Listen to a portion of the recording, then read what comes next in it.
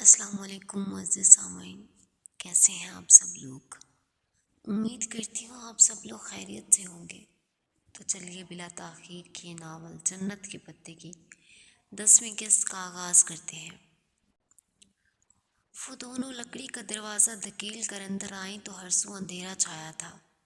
Long room سے ٹمٹماتی زرد روشنی جھانک رہی تھی۔ آنے اس نے جنگلی پھولوں کی ٹوکری لابی میں رکھے اسٹینڈ پہ دھری اور بچی کا ہاتھ تھامے لانگ روم کی طرف آئی۔ صوفے پہ وہ معمر خاتون اسی طرح بیٹھی تھی۔ ان کے ہاتھ میں چند نوٹ تھے جو وہ گن کر علیحدہ کر رہی تھی۔ ساتھ ہی وہ لڑکا کھڑا ان نوٹوں کو دیکھ رہا تھا۔ السلام علیکم، کیسے ہو عبداللہ؟ اس نے بچی کی انگلی چھوڑ دی اور کندھے سے پرس کے اسٹریپ اتارتے ہوئے بڑی میز کی طرف آئی۔ میں ٹھیک ہوں عائشہ۔ لڑکے نے معمر خاتون کے بڑھائے گئے نوٹ پکڑے، گنے اور باہر بھاگ گیا۔ وہ بقیہ نوٹ واپس بٹوے میں رکھنے لگی۔ بجلی والا پول ٹھیک ہوا؟ بٹوا بند کرتے ہوئے انہوں نے پوچھا۔ وہاں بندے کام کر تو رہے ہیں، ابھی گلی میں داخل ہوتے ہوئے میں نے دیکھا تھا۔ عبداللہ کیوں آیا تھا؟ وہ میز کے ساتھ کھڑی اپنا پرس کھولتی کہہ رہی تھی۔ میرا کام تھا، انہوں نے بچی کا ہاتھ تھامتے ہوئے سرسری سا جواب دیا، جو اب ان کے ساتھ صوفے پہ آ بیٹھی تھی۔ کام بھی تھا اور آنے نے انہیں پیسے بھی دیے۔ عائشہ گل، تم نے دیکھا وہ صبح قرآن پڑھنے کب سے نہیں آیا؟ روز بہانے بنا دیتا ہے، بچی ناک سکوڑتی کہہ رہی تھی۔ اپنے پرس کو کھنگالتی عائشہ نے پلٹ کر خفقے سے اسے دیکھا۔ بری بات ہے بہارے، کسی کے پیچھے اس کا یوں ذکر نہیں کرتے۔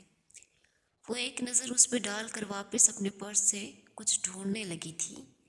اور یہ وہی لڑکی تھی نا؟ چند لمحے موم کی طرح پگھل کر گر گئے تو اس نے پرس کی چیزیں ہاتھ سے الٹ پلٹ کرتے ہوئے پوچھا، ادھر کیوں آئی؟ یہ عبد الرحمن کے مسئلے ہیں، وہ خود ہی نپٹا لے گا، انہوں نے ٹالنا چاہا۔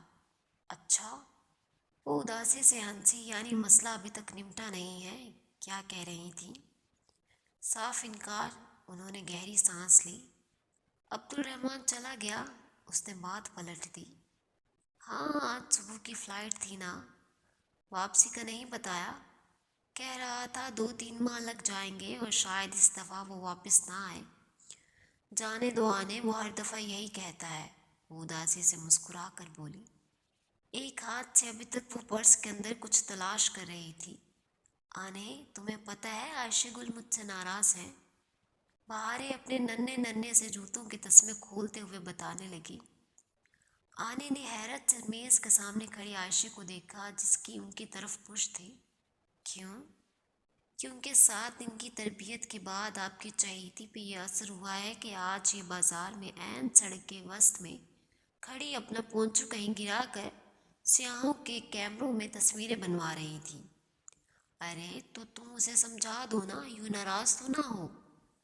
کس کس کو سمجھاؤں؟ سفیر کہتا ہے کہ اس کی ماں باپ کو سمجھاؤں، اس کے ماں باپ کہتے ہیں سفیر کو سمجھاؤں، آپ کہتی ہیں بہارے کو سمجھاؤں، بہارے کہتی ہے میں خود کو سمجھاؤں، اور عبد الرحمن پاشا کہتا ہے۔ وہ لمحے بھر کو رکی، پھر سر جھٹک کر پرس کی چیزیں ایک ایک کر کے باہر نکالنے لگی۔ عبد الرحمن کیا کہتا ہے؟ کچھ نہیں، اس نے نفی میں سر ہلایا، پھر ذرا سی گردن موڑ کر بہار کو دیکھا جو چہرہ ہتھیلیوں پہ گرائے آنے کے ساتھ بیٹھی تھی۔ آج تم نے مجھے بہت خفا کیا ہے بہارے، میں نے کہا تھا نا کہ اچھی لڑکیاں ایسے نہیں کرتی۔ تو اچھی لڑکیاں کیسے کرتی ہیں عائشہ گل؟ بہارے نے منہ بگاڑ کر اس کی نقل اتاری۔ اچھی لڑکیاں اللہ تعالیٰ کی بات مانتی ہیں، وہ ہر جگہ نہیں چلی جاتی، وہ ہر کسی سے نہیں ملتی، وہ ہر بات نہیں کر لیتی۔ اس نے پرس میز پر الٹ کر جھاڑا۔ تو پھر میں بری لڑکی ہوں؟ بہار پل بھر کو رکی۔ نہیں، کوئی لڑکی بری نہیں ہوتی، بس اس سے کبھی کبھی کچھ ایسا ہو جاتا ہے جو برا ہوتا ہے، جس پہ اللہ اس سے ناراض ہو جاتا ہے، اور جانتی ہو جب اللہ ناراض ہوتا ہے تو کیا کرتا ہے؟ کیا؟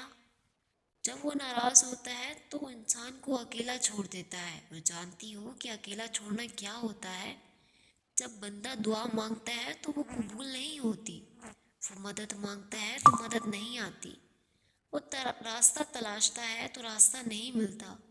وہ اب میز پہ نکلی اشیاء الٹ پلٹ کر رہی تھی، خالی پرس ساتھ ہی اوندا رکھا تھا۔ کیا ڈھونڈ رہی ہو؟ سفیر نے اپنی ممی کو چابیاں دینے کے لیے کہا تھا، یہیں پرس میں رکھی تھی، پتہ نہیں کہاں چلی گئی۔ عبد الرحمن ٹھیک کہتا ہے، عائشہ گل کبھی کچھ نہیں کر سکتی۔ وہ یہ اس لیے کہتا ہے تاکہ عائشہ گل سب کچھ کرنا سیکھ جائے۔ ان کی بات پہ اس نے ایک تلخ مسکراہٹ کے ساتھ سر جھٹکا اور چیزیں واپس پرس میں ڈالنے لگی۔ وہ چابی یقیناً اور رکھ کر بھول گئی۔ آنے آنے والے چند دنوں میں پڑھائی کا بوجھ ذرا بڑھ گیا اور کلاسز کا شیڈیول بہت پہلے سے سخت ہو گیا تھا، تو وہ دونوں ٹیسٹ تیار کرنے اور دینے میں ایسی مصروف ہوئی کہ کہیں آ جا نہیں سکی۔ وہ وسط مارچ کے دن تھے، استنبول پہ چھایا قہر ٹوٹ رہا تھا اور باہر کی رسیلی ہوا ہر سو گلاب اور ٹیولپس کھلا رہی تھی۔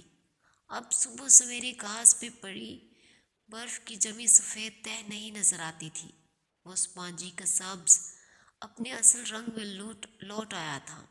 ایسے ہی ایک دن ان دونوں نے ٹاپ کیپی پیلس میوزیم جانے کا پروگرام بنایا، مگر اسی وقت حالے آ گئی۔ اس کے پاس کوئی دوسرا پروگرام تھا۔ میلو کینٹ میں پروگرام ہو رہا، میلاد ہو رہا ہے، چلو گی؟ کیوں نہیں؟ اس نے اسی بہانے تھوڑا سا ثواب ہی کما لیں گے، ورنہ میں نے اور حیا نے ایسے تو کوئی نیکی کرنی نہیں ہے۔ نیچے اپنا بیگ بند کرتے ہوئے بولی، ویسے ربیع الاول ختم ہو چکا ہے یا ہونے والا ہے؟ ہو چکا ہے، مگر یہ اسٹوڈنٹس کا میلاد ہے اور پڑھائی کے باعث ملتوی ہوتا جا رہا تھا، اس لیے اتنا لیٹ ہو گیا ہے۔ اب چلو۔ میلاد میں درس دینے والی لڑکی اونچی چوکی پہ بیٹھی تھی، سامنے رکھی چھوٹی میز پہ کھلی کتاب سے پڑھ کر وہ ترک میں درس دے رہی تھی۔ ساتھ ہی وہ ایک شرمندہ نگاہ سامنے دیگر لڑکیوں کے ساتھ بیٹھی حیا اور خدیجے پہ ڈال لیتی، جو سروں پر دوپٹے لپیٹے بہت توجہ سے درس سن رہی تھی۔ مدرس لڑکیاں سخت شرمندہ تھیں، حاضرین کی انگریزی اچھی نہیں تھی، اس لیے اس کی مجبوری تھی کہ اسے ترک میں درس دینا پڑ رہا تھا، اور اسے یقین تھا کہ بظاہر بہت توجہ اور غور سے سنتی پاکستانی ایکسچینج اسٹوڈنٹس کو سمجھ کچھ نہیں آ رہا۔ درس ختم ہوا تو وہ لڑکی ان کی طرف آئی اور بہت معذرت خواہ انداز میں ان کو دیکھا۔ آپ کی سمجھ میں تو کچھ نہیں آیا ہوگا۔ لے، سمجھ کیوں نہیں آیا؟ نیچے نے ناک سے مکھی اڑائی۔ پہلے آپ نے حجرہ اسود کو چادر پہ رکھنے والا واقعہ بتایا، پھر غار ہرا، وحی، مسلمانوں کی ابتدائی تکالیف، حضرت ابو بکر صدیق کی قربانیاں، ابو جہل بن ہشام کی گستاخیاں، حضرت عمر رضی اللہ تعالیٰ عنہ کا قبول اسلام، ہجرت مدینہ، پھر غزوہ بدر۔ لڑکی نے میں یقینی سے پلکیں جھپکائیں۔ آپ کو ترک آتی ہے؟ ترک نہیں آتی، مگر اپنی ہسٹری ساری سمجھ آتی ہے، وہ جواباً ہنس کر بولی۔ ترک اردو جیسی ہی لگتی ہے۔ وہ واقعتاً صحابہ کرام کے اسما کے باعث سب سمجھ پا رہی تھی۔ شکریہ، شکریہ۔ وہ اتنی خوش ہوئی کہ اس کا چہرہ گلابی پڑ گیا تھا۔ میلاد ختم ہوا تو حالے کی امی کا فون آ گیا، انہیں کوئی ضروری کام تھا، سو حالے نے ان کے ساتھ آگے جانے سے معذرت کر لی۔ اب انہیں ٹاپ کپی پیلس اکیلے جانا تھا۔ دو لوگ اکیلے تو نہیں ہوتے۔ وہ ٹاکسیم اسکوائر پہ بس سے اتری تو حیا نے اسے تسلی دی، نیچے ہنس دی، پھر بھی تیسرے کو ساتھ لینے میں کیا حرج ہے؟ وہ استقلال اسٹریٹ کی جانب مڑی تو قدم خود بخود برگر کنگ کی جانب اٹھنے لگے۔ وہ چلے گا ہمارے ساتھ؟ اس روز کتنا غصہ کیا تھا اس نے، یاد ہے؟ وہ اس لیے کہ تمہیں ڈھونڈتے ہوئے وہ بہت فکر مند اور پریشان ہو گیا تھا، مگر اب تھوڑا سا اصرار کریں گے تو ضرور چلے گا۔ استقلال اسٹریٹ ویسے ہی رش سے بھری تھی، وہ دونوں بازو میں بازو ڈالے تیز تیز چل رہی تھی۔ یہ ان کی دوستی کی علامت ہرگز نہیں تھی، بلکہ اسٹریٹ کے جیب کتروں سے بچاؤ کے لیے وہ اپنے ملے ہوئے کندھوں سے پرس لٹکاتی تھیں تاکہ چھینے نہ جا سکے۔ حیا تو اس واقعے کے بعد بہت محتاط ہو گئی تھی۔ اب بھی اس نے اپنے سفید کوٹ کے اوپر پرس یوں ڈال رکھا تھا کہ بائیں کندھے سے اسٹریپ گزار کر دائیں پہلو سے پرس لٹک رہا تھا۔ بال کھلے تھے اور دوپٹہ گردن کے گرد لپٹا تھا۔ ڈیجے نے بھی اس کی طرح شلوار قمیض پہ سیاہ لمبا کوٹ پہن رکھا تھا۔ برگر کنگ میں خوب گہما گہمی تھی۔ اشتہا انگیزی سے مہک سارے ماحول میں پھیلی تھی۔ وہ دونوں آگے پیچھے چلتے ہوئے کچن کی طرف کھلتے دروازے کی طرف آئیں۔ سامنے طویل سا کچن تھا، ادھر ادھر ایپرن اور ٹوپیاں پہنے دو چار افراد آ جا رہے تھے۔ ایک سلیب کے ساتھ وہ بھی کھڑا تھا، جینز اور شرٹ پہ سفید ایپرن پہنے، ہاتھ میں بڑا سا ٹوکا لیے وہ کٹنگ بورڈ پہ رکھے گوشت کے بڑے بڑے ٹکڑوں کو کھٹاکھٹ کاٹ رہا تھا۔ گڈ مارننگ مینیجر، دونوں نے چوکھٹ میں کھڑے ہو کر بآواز بلند پکارا تو اس کا تیزی سے چلتا ہاتھ رکا۔ اس نے گردن اٹھا کر انہیں دیکھا، پھر سر سے پاؤں تک ان کا جائزہ لیا۔ دونوں جوکرز پہنے پھولے ہوئے ہینڈ بیگز اٹھائے ہوئے تھی۔ حیا کے ہاتھ میں رول کیا ہوا استنبول کا نقشہ تھا اور ڈی جی کے ہاتھ میں ایک گائیڈ بک، گویا وہ پوری تیاری سے آئی تھی۔ Good morning. وہ واپس گوشت کی طرف متوجہ ہوا اور دوسرے ہاتھ سے ایک چھوٹی سی اسٹینڈ پہ لگی تختی اٹھا کر سامنے کاؤنٹر پہ پٹک کر رکھی۔ اس پہ لکھا تھا I am busy don't disturb. حیا اور خدیجہ نے ایک دوسرے کو دیکھا، پھر حیا وہیں چوکھٹ کے ساتھ ٹیک لگائے بازو سینے پہ لپیٹ زیر لب مسکراتے ہوئے اسے دیکھنے لگی، جبکہ ڈی جے مسکراہٹ دبائے آگے بڑھی۔ ہم ٹاپ کیپی پیلس جا رہے ہیں، خدیجہ نے کاؤنٹر کے سامنے آ کر اطلاع دی۔ استقلال اسٹریٹ سے باہر نکلو، ٹاکسم سے میونسپل بس پکڑو اور وہاں پہنچا دے گی۔ وہ سر جھکائے ایک ہاتھ سے گوشت کا ٹکڑا پکڑے دوسرے سے کھٹ کھٹ چھرا چلا رہا تھا۔ مگر ہمیں ایک ہینڈسم گائیڈ بھی چاہیے۔ ہینڈسم گائیڈ ابھی مصروف ہے، کسی غیر ہینڈسم گائیڈ سے رابطہ کرو۔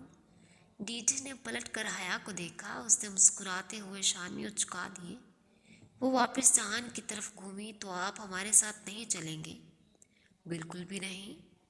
تم میں سے کوئی پھر ٹاپ کپی کے قلعے میں گم ہو جائے گی اور پھر میرا پورا دن برباد ہو جائے گا۔ ایک دفعہ پھر سوچ لیں۔ لکھ کر دے دوں؟ وہ کہتے ہوئے ٹکڑوں کے ایک طرف ٹوکری میں رکھنے لگا۔ اس کے ہاتھ مشینی انداز میں چل رہے تھے۔ اچھا، ایک بات بتائیں، استقلال اسٹریٹ میں جیب کترے ہوتے ہیں نا؟ ڈی جی نے اس کے سلور اسمارٹ فون کو دیکھتے ہوئے کہا، جو قریب ہی چارجنگ پہ لگا تھا۔ ہاں، تو سمجھے آپ کی جیب کٹ گئی؟ ڈی جی نے ہاتھ بڑھا کر فون اچکا، تار نکالی اور حیا کے ساتھ آ کھڑی ہوئی۔ فون والا ہاتھ اس نے کمر کے پیچھے کر لیا تھا۔ کیا مطلب؟ اسے شدید قسم کا جھٹکا لگا تھا۔ وہ ہاتھ روک کر انہیں دیکھنے لگا۔ مطلب یہ کہ اگر آپ ہمارے ساتھ ٹاپ کپی پیلس نہیں جائیں گے تو ہم اس موبائل کو بیچ کر آدھا جو آئے تو خرید ہی لیں گے۔ ویسے فون اچھا رکھا ہے آپ نے۔ وہ الٹ پلٹ کر موبائل دیکھنے لگی۔ پاکستانی روپیوں میں 2-2.5 لاکھ سے کم کا تو نہیں ہوگا۔ وہ چھرا رکھ کر ان کے سر پر آ پہنچا۔ میرا فون واپس کرو۔ کڑی نگاہوں سے اسے دیکھتے ہوئے اس نے ہاتھ بڑھایا۔ ٹاپ کاپی سے واپسی پہ دے دوں گی، وعدہ۔ مطلب تم لوگ مجھے یرغمال بنا کر لے جاؤ گی؟ کوئی شک؟ وہ پہلی دفعہ بولی۔ ٹھیک ہے، مگر یہ آخری بار ہے، پھر میں کبھی تم دونوں نکمی لڑکیوں کے ساتھ اپنا دن برباد نہیں کروں گا۔ وہ ایپرن گردن سے اتارتے ہوئے مسلسل بڑبڑا رہا تھا۔ اور اگر آج تم دونوں میں سے کوئی کھوئی تو میں بہت برا پیش آؤں گا۔ ہاتھ دھو کر جیکٹ پہنتا وہ ان کے ساتھ باہر نکلا۔ ٹاپ کیپی سرائے کے سامنے وہ سبزار پہ ساتھ چل رہے تھے۔ حیا درمیان میں تھی، وہ دونوں اس کے اطراف میں تھے۔ جہان، یہ ٹاپ کیپی سرائے کا کیا مطلب ہے؟ میں ایک یرغمال شدہ گائیڈ ہوں اور یرغمالی عموماً خاموش رہتے ہیں۔ وہ جیکٹ کی جیبوں میں ہاتھ ڈالے چنگم چباتا شانے اچکا کر بولا، میں بتاتی ہوں۔ ٹاپ کپی کا توپ دراصل اردو والا توپ ہی ہے۔ جیسے تقسیم ٹاکسم بنا، ویسے ہی توپ ٹاپ بن گیا۔ کپی کہتے ہیں گیٹ کو، اور سرائے ہو گیا محل، سو توپ کپی سرائے بنا۔ Cannon gate palace, I am a genius, ہے نا جہان؟ میں نہیں بول رہا، وہ سخت خفا تھا۔ ٹاپ کپی پیلس 400 سال تک سلاطین کا محل رہا تھا۔ سرمئی عظیم الشان قلعہ نما محل، جہاں خاص کمروں کے پہرے دار گونگے بہرے ہوا کرتے تھے تاکہ راز دیواروں کے باہر نہ نکلیں، اور جس کے کون نما مینار شاہانہ انداز میں اوپر کو اٹھے ہوئے تھے۔ سلطان کا عظیم ورثہ اور اثاثے، चीनी पोर्सलीन के नीले और सफ़ेद रंग के ऐसे बर्तन जिनमें अगर जहर मिलाकर खाना डाला जाता तो बर्तन का रंग बदल जाता। 86 किरात के जौहर से मज़ीन सुल्तान के शाही लिबास निगाहों को खीरा करते थे। ये मनहूस कार्ड हमारे सर पे ना खड़ा होता तो मैं किसी तरह दो चार हीरे तो तोड़ ही लेती। डीजे उन आंखें जो ध्या देने वाले कीमती पत्थरों को देखकर सख्त मलाल में घिर चुकी थी। पुलेन ऑफ होली मेंटल के हिस्से में दीनी मुतबर्रकात थे। वो एक ऊंचा हॉल था, मुनक्किश दरो दीवार, रंग बरंगी टाइल से सच्चे चमकते फर्श, बुलंद बाला सुतून, हया इर्द गिर्द निगाहें दौड़ाती शीशे की दीवारों में मुकीद तारीखी अशिया को देखते आगे बढ़ रही थी। दफ्तन एक जगह रुकी और शोकेस में सजे एक तबर्रक को देखा। वो एक टेढ़ी रखी हुई छड़ी थी, भूरी सी छड़ी जो शीशे में मुकीद थी। वो गर्दन तिरछी करके उसको देखने लगी, फिर इधर उधर निगाहें दौड़ाई। कैप्शन सामने ही लगा था, स्टाफ ऑफ मूसा। हज़रत मूसा अलैहिस्सलाम का असा। उसकी सुकेड़ कर पड़ती आंखें पूरी खुल गई थीं, लब भी नीम बा हो गए। लम्हे भर बाद वो दूर खड़ी डीजे का बाजू करीबन बोझ कर उसे इधर लाई। डीजे, ये हज़रत मूसा अलैहिस्सलाम का असा है। रियली? उसने बेयकीनी से पलकें झपकी। मगर ये इनके पास कैसे पहुंचा? वो दोनों घूम फिर कर हर जाविये से उसको देखने लगी। जहान भी जेबों में हाथ डाले खामोशी से चलता उनके पास आ खड़ा हुआ था। उसके लिए तो सब पुराना था, मगर वो दोनों तुम्हारे जोश की राहदारी में आगे पीछे एक एक तबर्रक की तरफ लपक रही थीं। उनके दुपट्टे सरों पे आ गए थे। काबे का ताला, हज़रत दाऊद अलैहिस्सलाम की तलवार, हज़रत यूसुफ अलैहिस्सलाम का साफ़ा, इब्राहीम अलैहिस्सलाम का बर्तन, आप सल्लल्लाहु अलैहि वसल्लम के कदमों के निशान, आप सल्लल्लाहु अलैहि वसल्लम का लिबास, दांत मुबारक, आप सल्लल्लाहु अलैहि वसल्लम की तलवार और बहुत से सहाबा रज़ियल्लाहु ताला अन्हु की तलवार। डीजे, क्या ये शीशे की दीवार गायब नहीं हो सकती और हम इस तलवार को छू नहीं सकते? वो दोनों नबी पाक सल्लल्लाहु अलैहि वसल्लम की तलवार के सामने खड़ी थीं। कोई ऐसा मकनातीसी असर था इस तलवार में कि मुकाबिल को बांध देता था। मगर हम इस काबिल कहाँ हैं हया? खदीजे ने तासुब से सर हिलाया। वो अभी तक यूं ही तलवार को देख रही थी। अगर हम इसको छू सकते तो जानती हो क्या होता? 14 सदियों का फासला एक लम्स में तय हो जाता, मगर हमारे ऐसे नसीब कहाँ। जहान, ये सब तबरकात असली है ना? जहान ने धीरे से शाने उचकाए। मैंने कभी इन पे रिसर्च नहीं की, ना कोई रिसर्च पढ़ा। कभी इम्कान है कि ये सब असली हैं? कहने वाले कहते हैं कि मुसलमानों के रेलिक्स तबरकात भी इतने ही नकली हैं जितने ईसाइयों के, मगर अल्लाह बेहतर जानता है। ये असली है। मेरा दिल गवाही दे रहा है कि ये सब हमारी अंबिया से वाबस्ता रहने वाली अशिया हैं। तहरीक खिलाफत इन्हीं मुतबर्रकात और मकामात मुकदमा के तहफ़्फ़ुज़ के लिए ही तो चलाई गई थी। डीजे के मुशर्रती अलूम का भूला बसरा सबक याद आ गया। टॉप कपी पैलेस में खूब घूम फिर कर जब वो बाहर निकले तो जहान ने अपना मोबाइल वापस मांगा। ये लें, क्या याद करेंगे? वो फिक्र ना करें, हमने कोई छेड़छाड़ नहीं की। सिक्योरिटी लोग कोई पासवर्ड होता तो मैं खोलने की ज़रूर कोशिश करती, मगर आपने तो फिंगर प्रिंट इंटर लगा रखी है। डीजे के हाथ से फ़ोन लेते हुए वो मुस्कुराया था। टॉप कपी के साथ एक रेस्टोरेंट है से जहां ने उनको बहुत अच्छा सा खाना खिलाया, तुर्की का अब तक का बेहतरीन खाना। और खाने के दौरान ही खदीजे सर दर्द की शिकायत करने लगी। जब तक खाना ख़त्म हुआ वो बहुत मुर्दा सी लगने लगी थी। उसका सर एकदम ही दर्द से फटने लगा था। मेरा ख्याल है मैं वापस रूम में जाकर रेस्ट करूं, तुम लोग अकेले घूमो फिरो। उसकी तबीयत वाकई ख़राब लग रही थी, सो उन्होंने उसे जाने दिया। वो चली गई तो वो दोनों टॉप कपी की पिछली तरफ आ गए। वहाँ एक वसीओ अरीज सफ़ेद संगमरमर के चमकते फर्श वाला बरामदा था, जहाँ सफ़ेद सतूनों ने थाम रखा था। बरामदे के आगे फासले पर चौकोर चबूतरे से बने थे, जिसके सामने टेरेस की तरह चंद गज चौड़ा खुला अहाता था।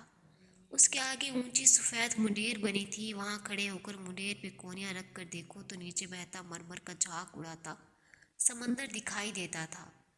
वो जगह इतनी खूबसूरत थी कि दिल चाहता है इंसान सदियों वहाँ बैठा समंदर देखता रहे। थक गए हो? وہ دونوں ستون کے ساتھ ٹیک لگائے چبوترے کے کنارے بیٹھے تھے جب حیا نے پوچھا۔ اسے جہان ذرا تھکا تھکا لگا تھا۔ نہیں، میں ٹھیک ہوں، ذرا سا بخار ہے شاید۔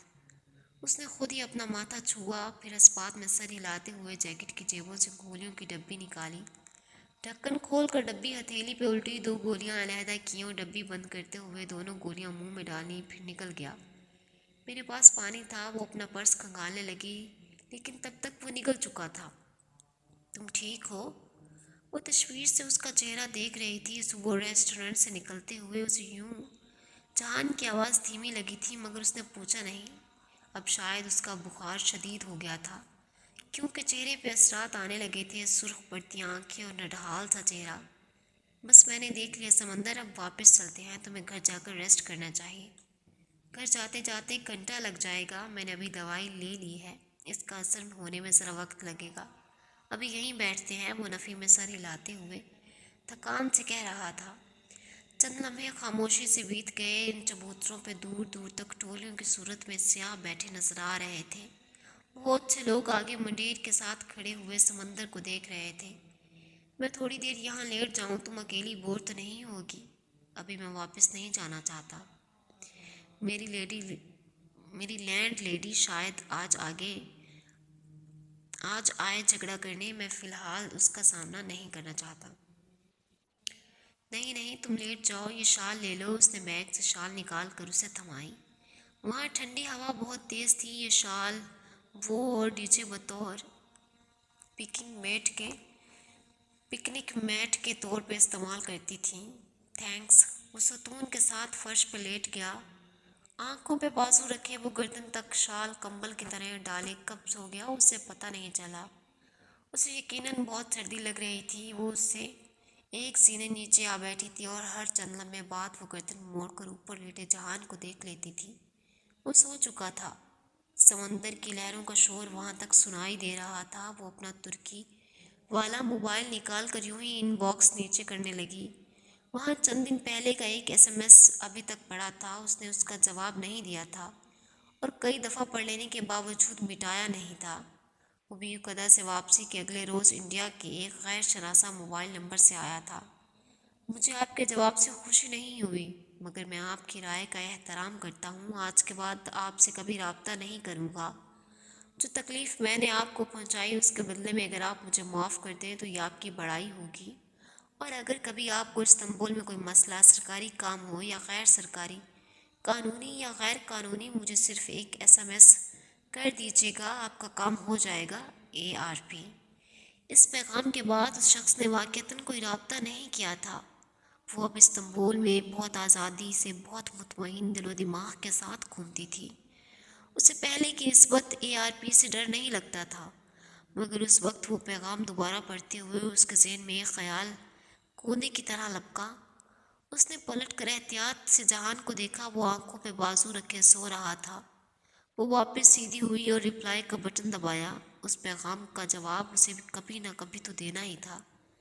اس نے سوچا کہ خوب غور و فکر کر کے کچھ ایسا لکھ کر بھیجے کہ وہ بھڑکے بھی نہیں اور دوبارہ اس کا پیچھا بھی نہ کرے۔ اچانک اسے ایک عجیب سا خیال آیا۔ جہان کو صرف بخار نہیں تھا، وہ پریشان بھی تھا۔ اسے بیوقدہ والے ٹرپ کے مقابلے میں ذرا کمزور لگا تھا۔ گردش معاش کے جھمیلوں میں پھنسے اس انسان کی اگر وہ ایک مدد کر سکتی تھی تو اس میں آخر حرج ہی کیا تھا؟ وہ کافی دیر سوچتی رہی، پھر اس نے جواب ٹائپ کرنا شروع کیا۔ آپ کی وسیع النظری کا شکریہ۔ مجھے واقعتاً استنبول میں ایک کام درپیش ہے۔ اگر آپ میری مدد کریں تو میں اسے آپ کی طرف سے پہنچائی جانے والی اذیت کا مداوع سمجھوں گی۔ اس نے پیغام بھیج دیا۔ اب وہ خاموشی سے بیٹھی سمندر کی لہریں دیکھنے لگی۔ وہ بیوقدہ میں اس کے گھر بھی تو چلی گئی تھی۔ جب دروازہ بند ہوا تھا اسے لگا تھا وہ ایک سنگین غلطی کر چکی ہے، مگر اس غلطی کا نتیجہ بہت اچھا اور اطمینان بخش نکلا تھا۔ اسے احساس تھا کہ اب بھی اس نے غلطی کی ہے اور اس کا نتیجہ۔ ایک دم فون کی گھنٹی بجنے لگی۔ وہ چونکی اور موبائل سامنے کیا۔ وہی انڈیا کا غیر شناسا نمبر تھا۔ وہ تو سمجھی تھی کہ ٹیکسٹ پہ بات ہو جائے گی، مگر اسے اندازہ نہیں تھا کہ وہ فون کر لے گا۔ وہ موبائل سنبھالتی اٹھ کر سامنے منڈیر کے پاس چلی آئی. اگر وہ یہاں کھڑے ہو کر بات کرے گی تو جان تک آواز نہیں پہنچے گی. ہیلو. اس نے فون اٹھا لیا. زہ نصیب، زہ نصیب، آج آپ نے ہمیں کیسے یاد کر لیا؟ وہی عامیانہ سا مسکراتا لب و لہجہ. اسے اپنی حرکت پہ شدید پشیمانی ہوئی تھی. مجھے ایک کام تھا، وہ احتیاط سے نپے تلے لہجے میں کہنے لگی. اور بہتر ہوگا کہ ہم کوئی بیکار کی بات کرنے کی بجائے کام کی بات کریں. آپ کی مرضی ہے حیا جی. رابطہ بھی تو آپ نے ہی کیا ہے، ورنہ عبدالرحمن پاشا اپنے کال کا بہت پکا ہے. شاید وہ طنز کر گیا تھا مگر وہ پی گئی. میری کزن کا ریسٹورنٹ ہے استقلال اسٹریٹ پر، برگر کنگ. اس کی شاپ کی قسطیں ادا نہیں ہوئیں. ریسٹورنٹ کی مالکہ آج کل میری کزن کو تنگ کر رہی ہے. کیا وہ اسے 1-2 سال کی مہلت نہیں دے سکتی؟ کون سا کزن؟ وہ جیسے چونکا تھا. جہان سکندر. وہ ہکلائی. اسے نہیں پتا تھا کہ وہ ٹھیک کر رہی ہے یا غلط، مگر یوں ہاتھ پہ ہاتھ دھر کر بیٹھی اسے اس پریشانی سے تھکتے بھی نہیں دیکھ سکتی تھی. اچھا، تو آپ چاہتی ہیں کہ میں آپ کی کزن کا یہ مسئلہ حل کر دوں اور یہ کہ اس کی مالکہ پھر اسے تنگ نہ کرے؟ جی. وہ ہولے سے ہنس دیا. میں کچھ کرتا ہوں، آپ فکر نہ کریں. اس نے فون رکھ دیا اور سوچنے لگی کہ وہ ہنسا کیوں تھا. وہ واپس آ کر جان کے ساتھ بیٹھ گئی. چند لمحے لگے تھے اسے نارمل ہونے میں. اس نے وہی کیا جو اسے ٹھیک لگا تھا. وہ اب مطمئن تھی. کافی دیر وہ وہیں ستون کے ساتھ ٹیک لگائے بیٹھی رہی. اس کے عقب میں ٹاپ کپی کا عظیم محل تھا. وہ سامنے مرمرہ کا سمندر. سمندر کے اس پار ایشیائی استنبول پرانا شہر تھا. بہت سے لمحے محل کی دیواروں سے رینگتے مرمرہ کے پانیوں میں گھل گئے تو ایک دم جہان کا موبائل بجا. وہ جیسے ایک جھٹکے سے اٹھ بیٹھا، شال ہٹائی اور جیب سے موبائل نکالا. تب تک کال کرنے والا شاید کال کاٹ چکا تھا. ریسٹورنٹ سے آ رہی تھی کال. میرا خیال ہے واپس چلتے ہیں. وہ چالاک لومڑی نہ آئی ہو کہیں، وہ پریشانی سے کہتا اٹھ کھڑا ہوا. سب ٹھیک ہو جائے گا، تم فکر نہیں کرو. وہ بڑے اطمینان سے کہتے ہوئے اس کے ساتھ کھڑی تھی. جان نے اس کی بات پہ تھکے تھکے سے انداز میں نفی میں سر ہلایا. کافی دیر بعد جب وہ دونوں ساتھ ساتھ چلتے ہوئے استقلال اسٹریٹ میں داخل ہوئے تو حیا نے کہا، آج میں تمہارا برگر کھا کر جاؤں گی کیونکہ ریجی اور تم نے اپنی اپنی بیماری میں مجھے بالکل اگنور کر دیا ہے. کھا لینا. وہ دھیرے سے مسکرایا مگر اگلے ہی پل ٹھٹک کر رکا. مسکراہٹ چہرے سے غائب ہوئی. حیا نے اس کی نگاہوں کا تعاقب میں دیکھا. سامنے برگر کنگ تھا. اس کے شیشے کی دیوار میں بڑا سا سوراخ تھا. سوراخ کے گرد مکڑی کے جالے کی مانند دراڑیں پڑی تھیں. وہ ایک دم تیزی سے دوڑتا ریسٹورنٹ کی طرف لپکا. جبکہ وہ وہیں ششت کھڑی رہی، اس کے سماعتوں میں ایک کہکا گونجا. دوسرے ہی پل وہ بھاگ کر ریسٹورنٹ میں داخل ہوئی. اندر کا منظر دیکھ کر اس کا دماغ سائیں سائیں کرنے لگا. کھڑکیوں کے ٹوٹے شیشے، الٹا بکھرا ٹوٹا فرنیچر، اوندھی میز، ٹکڑے ٹکڑے ہوئے برتن، ہر جگہ توڑ پھوڑ کے آثار تھے. عملے کے ایک شخص کے ساتھ وہ پولیس والے کھڑے تھے.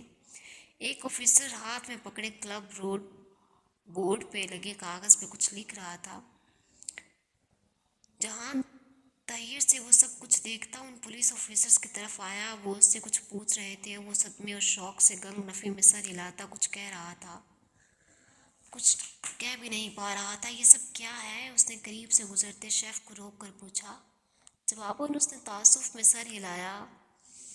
وہ گینگسٹر تھے، ان کے پاس اسلحہ تھا. وہ اندر آئے، پورا ریسٹورنٹ الٹ دیا. عملے کو بھی تنگ کیا. پولیس بھی بہت دیر سے پہنچی. وہ کہہ کر آگے بڑھ گیا اور اس کا دل چاہ رہا تھا کہ وہ پھوٹ پھوٹ کر رونا شروع کر دے. یہ اس نے کیا کر دیا؟ کس شخص پہ بھروسہ کر لیا؟ اوہ خدایا! پولیس آفیسرز کی کسی بات کے جواب میں کچھ کہتے جہان کی نگاہ اس پہ پڑی جو وہ مشکل آنسو روکے کھڑی تھی. اس نے اسے ہاتھ سے جانے کا اشارہ کیا. وہ وہیں کھڑی رہی. وہ اس کی طرف آیا. تم جاؤ، ٹاکسم سے بس پکڑ لینا. ابھی جاؤ، میں تم سے بعد میں بات کروں گا. وہ تھکا تھکا سا کہہ رہا تھا. اس کا چہرہ پہلے سے زیادہ مردہ اور تھکن زدہ لگ رہا تھا. وہ سر ہلا کر آنسو پیتی پلٹ گئی. یہ تم نے کیا کر دیا حیا؟ جو اس کے پاس تھا اسے بھی ضائع کرا دیا. آئی ہیٹ یو حیا، آئی ہیٹ یو. خود کو ملامت کرتی وہ خاموشی خاموش آنسوں سے روتی واپس ٹاکسم جا رہی تھی۔ ایک لمحے کو اس کا دل چاہا تھا کہ وہ فون کر کے اس شخص کو بے نقد سنائے، مگر شاید وہ یہی چاہتا تھا، رابطہ رکھنے کا کوئی بہانہ۔ اس نے آنسو رگڑتے ہوئے سر جھٹکا۔ نہیں، وہ اب اسے کبھی فون نہیں کرے گی۔